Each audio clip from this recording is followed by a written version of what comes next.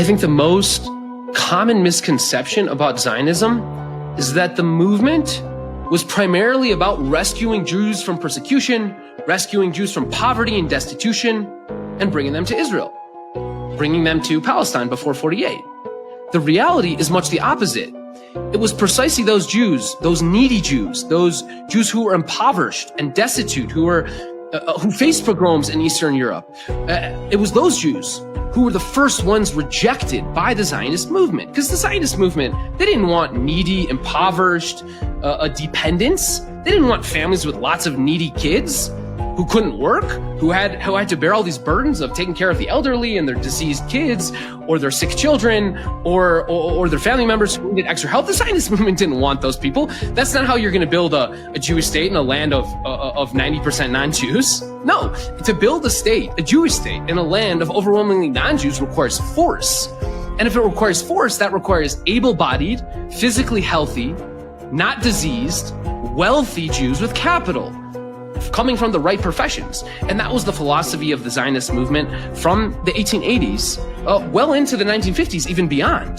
The first two people in charge of Zionist immigration policy in Palestine, these were Menachem Shenkin and Arthur Rupin. From 1880 until 1914, they rejected 61% of these applicants, these Zionists in Europe who wanted to move to Palestine. They were rejected.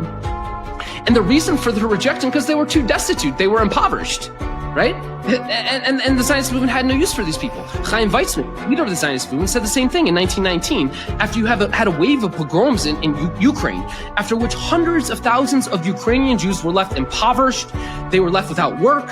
These were the people actually who were desperate to move to Palestine, who wanted a safe haven and who needed a safe haven. Chaim Weizmann said, we can't help you.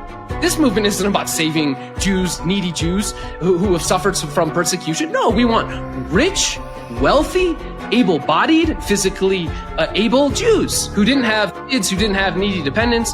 That was the philosophy. And by the way, that philosophy was true even after 48. Even after the establishment of the state, when theory, now you have the resources of the state, you have an army, you have help from the United States and the Soviet Union, both countries that recognize your state just minutes after its establishment in May 1948, and even beyond, you have Zionist officials we rejected 300 Tunisian Jews because they were diseased, they had epilepsy and syphilis, and we rejected 500 Jews from Poland. These are Holocaust survivors that were rejected because they were unhealthy and sick.